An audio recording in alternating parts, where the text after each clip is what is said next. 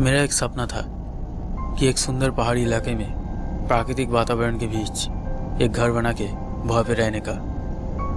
दरअसल मेरा जन्म मुंबई में हुआ था, इसलिए बचपन से ही चारों तरफ बड़ी बड़ी बिल्डिंग्स, गाड़ियों के शोर, लोगों के भीड़, ये सब देखते देखते थक चुका था। इसलिए मैंने मन ही मन ठीक करके रखा था कि अगर मुझे कभी मौका मिला तो मैं एक सुंदर प्राकृतिक इलाके में एक घर खरीदूंगा। मेरा नाम रोहित वर्मा है। मैं मुंबई के एक सरकारी दफ्तर में ऊंचे पद पर काम करता हूँ। मेरे बगल में बैठी है मेरी पत्नी पायल।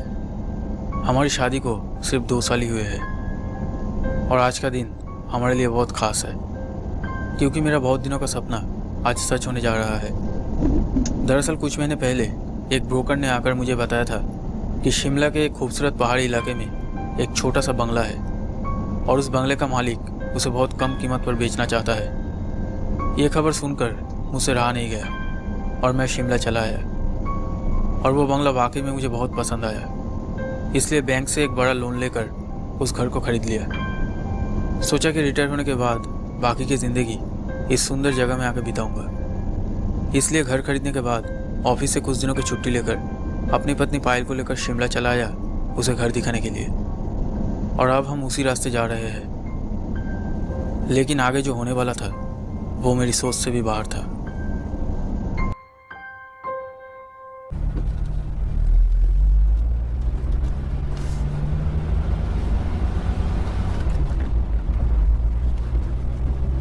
जब हम बंगले पर पहुंचे तब दोपहर के लगभग 2:30 बज रहे थे। इतनी दूर आने के बाद मैं बहुत थक गया था।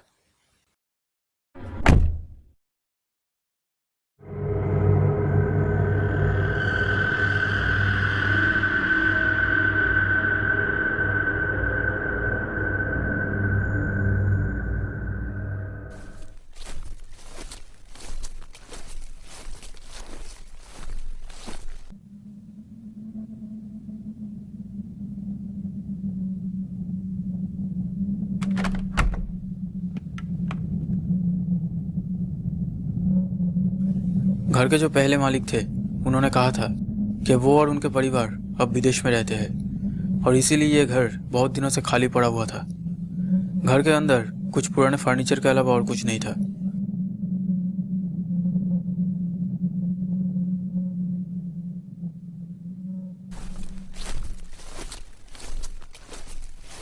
घर के अंदर आते ही मैंने पायल से पूछा, कैसा लगा घर? हाँ, बहुत सुंदर है। पायल को देख के लग रहा था कि वो वाकई में बहुत खुश थी।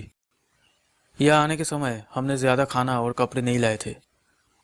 हम ये प्लान करके आए थे कि 1 हफ्ते तक यहाँ रहकर फिर वापस चले जाएंगे। इसलिए मैंने सोचा कि यहाँ रहने के लिए कुछ कपड़े और खाने का इंतज़ाम करना होगा। अच्छा पायल, मैं इस जगह के नज़दीकी किसी मार्केट से हमारे रहने के लिए खाने का सामान और कुछ कपड़े खरीदने जा रहा हूँ। तुम तब तक फ्रेश हो जाओ और घर के चारों तरफ थोड़ा घूम के भी देख सकते हो। मैं जल्दी लौट आऊँगा। ठीक है। फिर मैं गाड़ी लेके निकल पड़ा।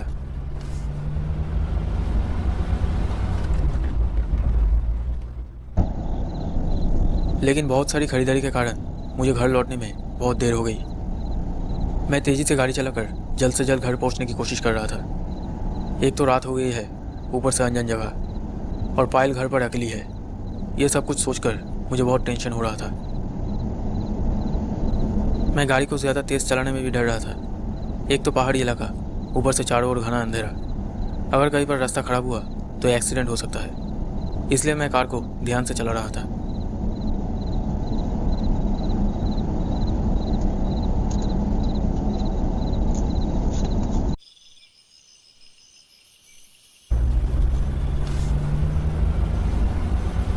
घर के सामने आने के बाद मुझे थोड़ी शांति मिली। मैं सोच रहा था कि देर हो जाने की वजह से पायल मुझसे नाराज़ तो नहीं है। मैंने खिड़की की तरफ देखा।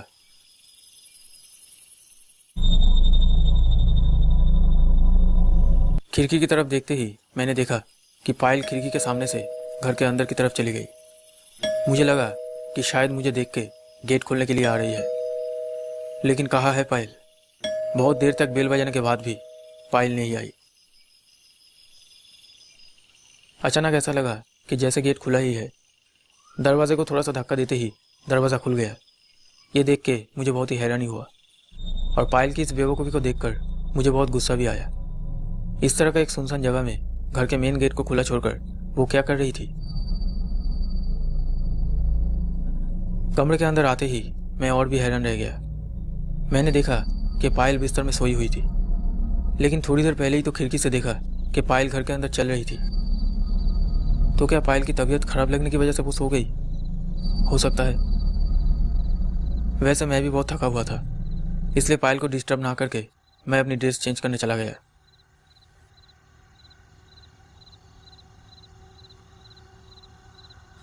फ्रेश होने के बाद मैंने सोचा कि जब पायल सो रही है तो मैं भी थोड़ा आराम कर लेता हूँ। उसके बाद पायल को खाने के लिए बुलाऊंगा। ये सोचकर मैं सो गया। मैं इतना टायर्ड था कि सोने के कुछ ही देर बाद मुझे नींद आ गई।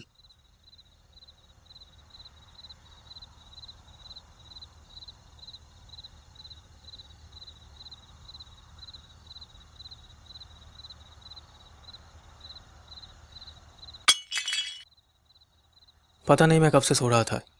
अचानक एक आवाज़ से मेरी नींद टूट गई। मैंने घड़ी में देखा तो रात के 3 बज रहे थे। मुझे याद आया कि पायल बिना कुछ खाए ही सो गई थी। और सिर्फ पायल क्यों, मैंने भी तो कुछ नहीं खाया। गर्दन घुमा के पायल की तरफ देखते ही मैं चौंक गया। देखा कि पायल बिस्तर पर नहीं थी। अब मुझे बहुत अजीब सा लगने लगा। रात के 3 बज रहे हैं। इतनी रात गए पायल कर क्या रही है?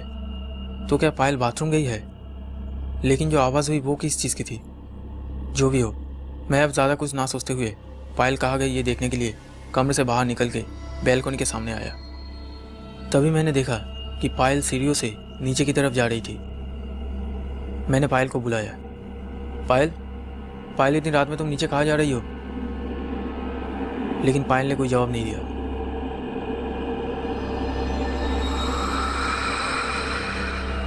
मैं भी जल्दी से नीचे आ गया।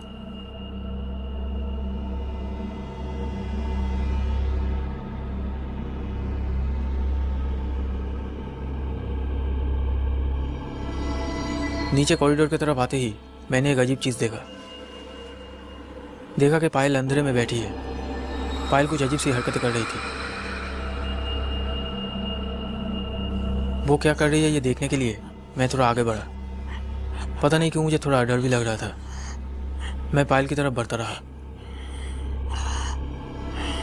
लेकिन इसके बाद जो हुआ वो बहुत ही डरावना था।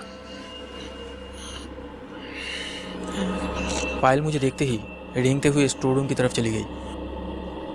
पायल का चेहरा बहुत अलग दिखाई दे रहा था, लेकिन मुझे ये समझ में नहीं आया कि पायल मुझे देख के इस तरह से भाग क्यों गई। तो क्या पायल मुझसे कुछ छुपाना चाहती है? लेकिन क्या? अब मुझे सच में बहुत डर लगने लगा। पायल कहाँ गई ये देखने के लिए मैं स्टोर रूम की तरफ बढ़ा। मैं स्टोर रूम की तरफ जाते ही देखा कि कॉरिडोर की खिड़की खुली हुई थी। मैंने जल्दी से खिड़की बंद कर दी।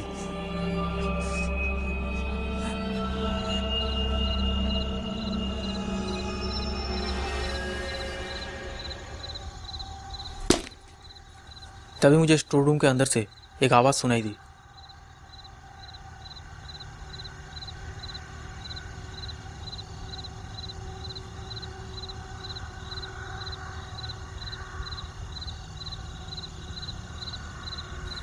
मैं स्टोर रूम का गेट खुलकर अंदर गया।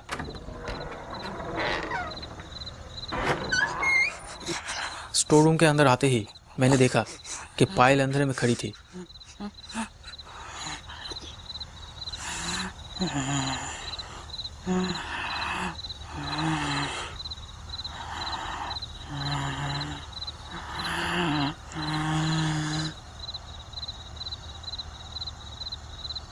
मैंने पायल से पूछा, पायल क्या हुआ है तुम्हें? तुम्हारी तबीयत ठीक है तो?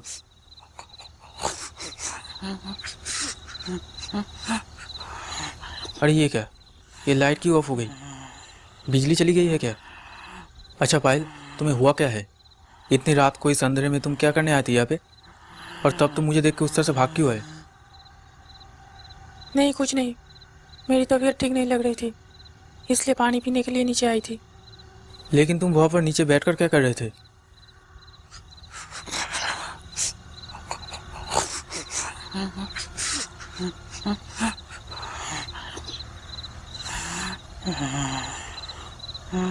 अच्छा अच्छा ठीक है, तुम पहले ऊपर चलो, फिर सब सुनूंगा। अरे वाह, लाइट आ गई है। लेकिन ये बदबू कहाँ से आ रही है? यही कहीं आसपास से आ रही है नहीं?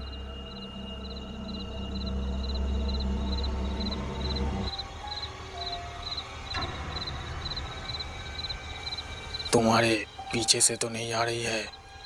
पीछे घूमते ही मेरा सारा शरीर सुन्न हो गया। मैं डर के मारे जमीन में गिर गया। पायल, पायल तुम्हें क्या हुआ है? कौन पायल?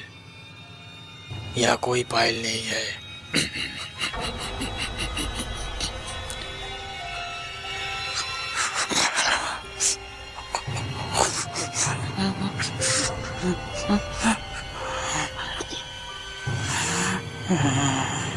नहीं नहीं नहीं नहीं, ये नहीं हो सकता, ये नहीं हो सकता। कौन है तू? कौन है तू? मेरी पायल कहाँ है? पायल कहाँ है? हाँ हाँ, मैं तुझे पायल के पास ले चलता हूँ। नहीं नहीं नहीं नहीं।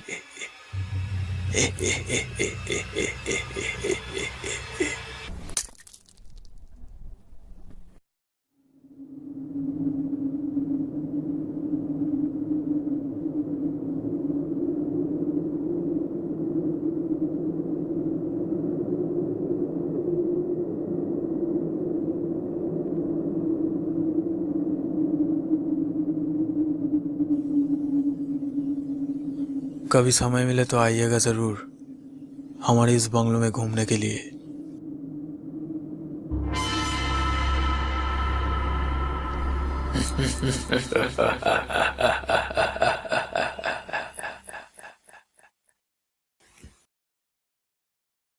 नमस्ते दोस्तों।